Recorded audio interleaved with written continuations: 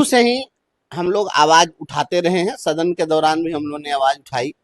उसके बाद भी लगातार हम लोग पत्राचार भी करते रहे हैं विभाग से। पिछले दिनों अपर मुख्य सचिव आदरणीय सिद्धार्थ साहब से भी हमने व्यक्तिगत रूप से मुलाकात की है। फिर हमने एक पत्र लिखा है और लगातार हम उनको अ, हर तरह से बात करते रहते हैं, उनको सूचित भी करते रहते हैं और शिक्षकों का पक्ष भी रखते रहते हैं। अभी जो स्थिति है, अब तक जिन लोगों का जिन लोगों की पोस्टिंग की गई है, जिन लोगों का ट्रांसफर किया गया है, तो बहुत सारे लोगों का भी स्कूल अलॉट नहीं हो सका है, तो स्कूल अलॉटमेंट का कार्य बाकी रह गया है। दूसरा है कि जिन लोगों ने सक्षमता परीक्षा दे करके और ये द्वितीय सक्षमता के तहत जो लोग योगदान किए हैं, उनका अभी तक आवेदन जो है नहीं लिया जा सका है। और जो लोग टीआरई 3 में जो लोग अभी आए हैं, वे लोग भी चाह रहे हैं कि भाई हमें भी समान रूप से अवसर मिले, तो उनके लिए भी विकल्प नहीं खोला गया है।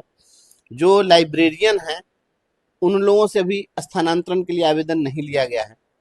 हालांकि इन चीज़ों पर हमने मिल करके बात की थी और उनसे आग्रह किया था। सिद्धार्थ से मिले? हाँ जी, बिल्कुल, हमने उनसे मुलाकात करके और हमने कहा था कि स्थानांतरण जब हो रहा है तो सभी लोगों को आप समान रूप से इसका अवसर दीजिए, और उन्होंने सहमति जताई। और उन्होंने कहा कि जितने भी लोग हैं जिनका बन रहा है ई शिक्षा कोष ऐप के माध्यम से, जो लोग हाजिरी बना रहे हैं, सभी लोगों का आवेदन हम आमंत्रित कर लेंगे। तो जिन लोगों का अभी तक नहीं हो सका है, उन लोगों का भी आवेदन आमंत्रित किया जाएगा। इसलिए बहुत घबराने की जरूरत नहीं है। लेकिन एक बात है कि जो जो कहते हैं ना कि जस्टिस डिलेड जस्टिस डिनाइड, विलंब से किया गया न्याय न्याय नहीं होता है। उसी प्रकार से जो विलंब हो रहा है, तो कहीं ना कहीं लोग अधीर हो रहे हैं। अब यह बात भी सही है कि शिक्षक चूंकि परेशान हैं, लाइब्रेरियन परेशान हैं, तो वो चाहते हैं कि जल्द से जल्द हमारी पोस्टिंग नज़दीक में हो जाए। लेकिन यह भी देखना होगा कि चूंकि यह विभागीय बात है, तो जितनी हमें बेताबी है उतनी बेताबी विभाग को नहीं हो सकती है। मरीज जितना परेशान रहता है, डॉक्टर उतना परेशान नहीं हो सकता। अगर वो उतना घबरा जाए तो सारा काम गड़बड़ हो जाएगा।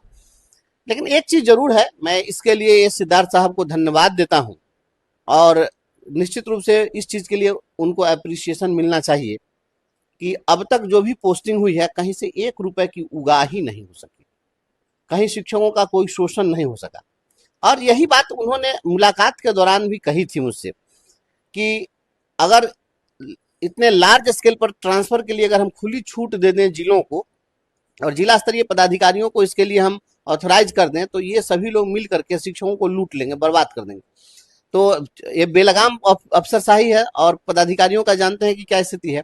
लेकिन एस सिद्धार्थ जी ने इतना काम किया है कि कम से कम इस प्रकार का कोडिंग कर दिया गया कि कोई चाह करके भी पता नहीं कर सकता है कि किसकी कहाँ पोस्टिंग होगी, और कोई पैसा या किसी प्रकार का मतलब लूट नहीं मची। ये बधाई की बात है। लेकिन यह भी देखना होगा कि ठीक है, आपने लूट को रोकने में बिल्कुल आप सफल हुए, लेकिन यह भी देखना होगा कि उसको रोकने के चक्कर में जब तक दवा के दाम पूछिए तब तक पूत के आंखें गायब, तो मतलब नहीं रहेगा। विलम्ब होगा तो फिर लोगों को उसका, अगर किसी को कुछ आप देते हैं, तो आप अगर दे रहे हैं तो पाने वाले को आनंद भी मिलना चाहिए। अगर समय से मिल जाए जिस समय में, तो उसको उसकी खुशी होनी चाहिए।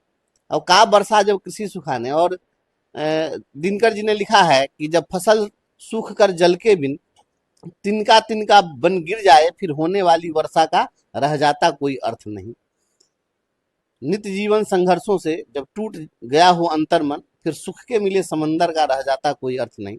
तो प्रतिदिन संघर्षों में अगर शिक्षकों की सांसें थम रही हो, लोग टूट रहे हो, तो फिर बाद में इसका मजा नहीं आएगा।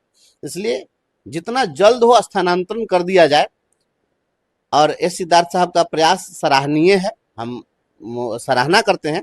लेकिन इस अनुरोध के साथ कि आप जितना जल्द हो सभी लोगों को कर दीजिए। और जो भी शिक्षिकाएं हैं वो परेशान हैं, आप देख रहे हैं। खुद एसीए साहब पिछले दिनों एम्स में जाकर एक शिक्षिका से मिले थे जो दुर्घटनाग्रस्त हो गई थी। अभी मैं हाल ही में मैं मिल करके आया हूँ। हमारे यहाँ एक शिक्षिका बुरी तरह से इस प्रकार से डैमेज है। हम गए तो अपने आप को इतना सेंटिमेंटल हो गए, हम रोक नहीं सके। और मैं चाहूंगा कि आप भी जाकर के मिलिए, देखिए जिस तरह से पूरा एक हाथ पूरा कट गया है, एक पूरा पैर कट गया है, और उनका लड़का चूंकि डॉक्टर है अमेरिका में, संजोग से आया हुआ था कि जान बच गई, नहीं तो जान नहीं बचती। तो बहुत विषम परिस्थिति में लोग भागम भागी में जान गंवा रहे हैं। तो ऐसी स्थिति में संवेदनशीलता से सोचना चाहिए और जल्द से जल्द पोस्टिंग जो है लोगों की हो जाए स्कूलों में, और जो बचे हुए हैं उनका भी आवेदन ले लिया जाए।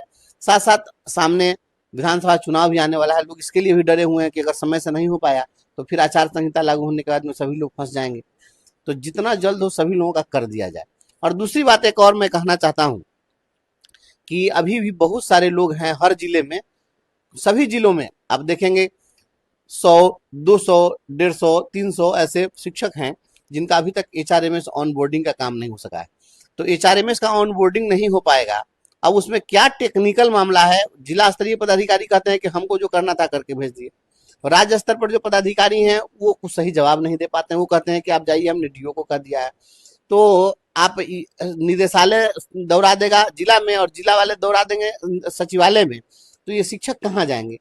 तो मैंने ये सिद्धार्थ साहब से आग्रह किया था कि आप ऐसे शिक्षकों की सूची सभी जिलों से मंगा लीजिए जिन लोगों का एचआरएमएस अभी तक ऑनबोर्डिंग नहीं हुआ है या प्रान नंबर जनरेट नहीं हुआ है या सीधे जिनका भुगतान अभी तक नहीं हो पा रहा है, इसकी सूची मंगा लीजिए और उनके भुगतान लंबित रहने का क्या कारण है ये बजाता एक फॉर्मेट में मंगा लिया जाए उस कारण को, और उस कारण का निवारण कर दीजिए, एक एक का कंप्लायंस कर दीजिए।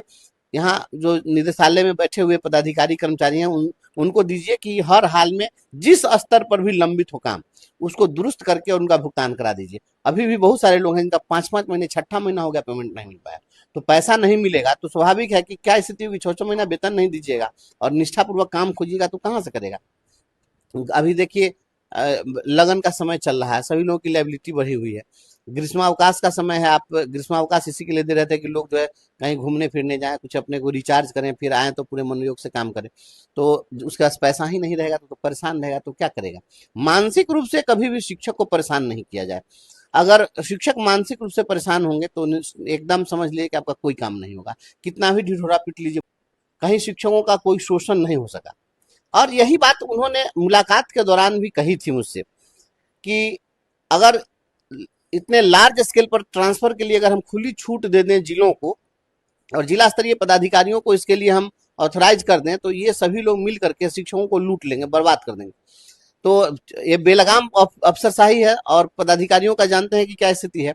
लेकिन एस सिद्धार्थ जी ने इतना काम किया है कि कम से कम इस प्रकार का कोडिंग कर दिया गया कि कोई चाह करके भी पता नहीं कर सकता है कि किसकी कहाँ पोस्टिंग होगी और कोई पैसा या किसी प्रकार का मतलब लूट नहीं मची। ये बधाई की बात है। लेकिन यह भी देखना होगा कि ठीक है आपने लूट को रोकने में बिल्कुल आप सफल हुए, लेकिन यह भी देखना होगा कि उसको रोकने के चक्कर में जब तक दवा के दाम पूछिए तब तक पूत के आंखें गायब, तो मतलब नहीं रहेगा। विलम्ब होगा तो फिर लोगों को उसका, अगर किसी को कुछ आप देते हैं तो आप अगर दे रहे हैं तो पाने वाले को आनंद भी मिलना चाहिए। अगर समय से मिल जाए जिस समय में तो उसको उसकी खुशी होनी चाहिए।